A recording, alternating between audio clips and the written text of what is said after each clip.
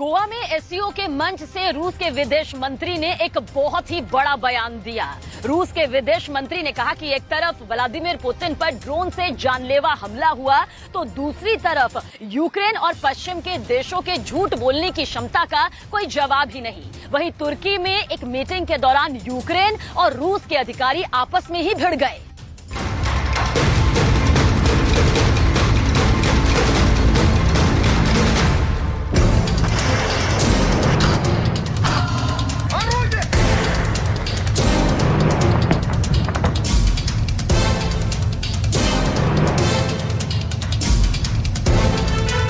Putin पर हुए हमले के प्रयास के बाद अब यूक्रेन की जंग और भी ज्यादा खतरनाक हो चुकी है।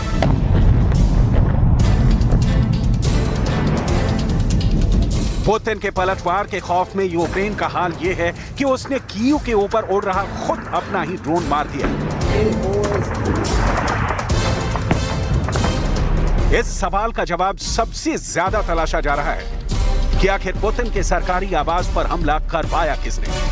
पुतिन पर हमले के बाद दोनों देशों के बीच तनाव इतना ज्यादा भड़क चुका है कि आपसी बातचीत के लिए इकट्ठा हुए यूक्रेन और रूस के डिप्लोमेट्स के बीच बहुत जबरदस्त हाथापाई हुई है।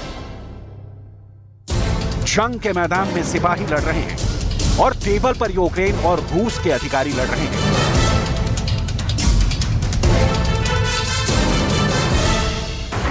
हालात बेहद खतरनाक हो चुके हैं।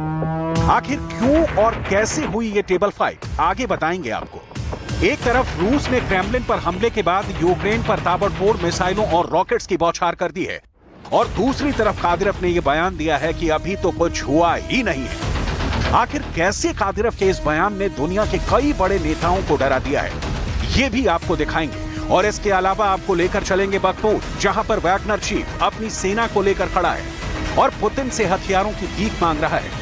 आखिर क्यों वैगनर चीफ पिरोगजिन चीख चीख कर अपने वैगनर लड़ाकों की लाशें दिखा रहा है, ये भी आपको बताएंगे। लेकिन सबसे पहले आपको ले चलेंगे तुर्की, जहां ज़ेलेंस्की और पुतिन के अधिकारियों के बीच ब्लैक सी के देशों की एक बैठक चल रही है। रूस और यूक्रेन के अधिकारी भी इस बैठक में शामिल थे।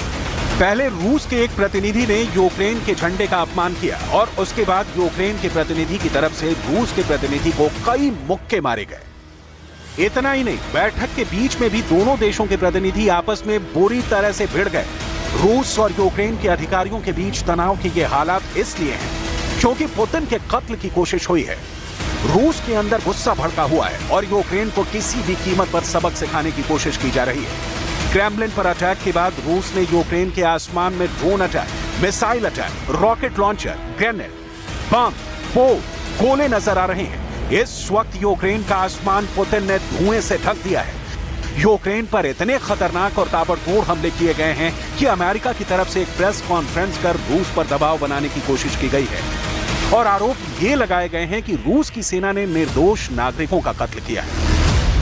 May 1st, Russia has launched more than 145 airstrikes across Ukraine. That means Russia has launched more than one missile, one drone or bomb every hour, 24 hours a day, for 4 straight days. Russia's cowardly attacks have still injured and killed more than 100 innocent civilians across the country in the last 3 days alone, including at least 5 children. The United States will never look away from what is happening in Ukraine and Russia's brutal attacks on civilian infrastructure. Just yesterday, we announced another $300 million in security assistance for Ukraine.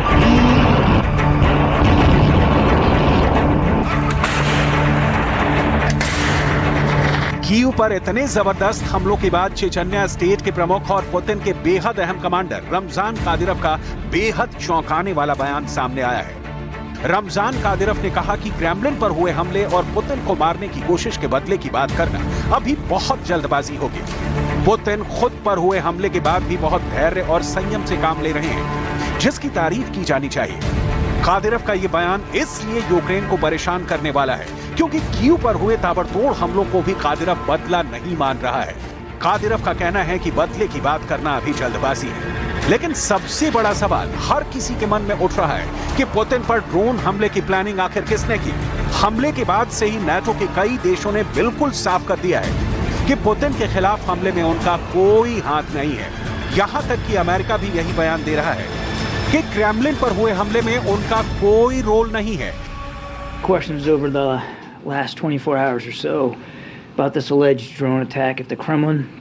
We're still trying to gather information about what happened, and we just don't have conclusive evidence one way or the other. I know there's lots of questions, but we just don't have conclusive evidence.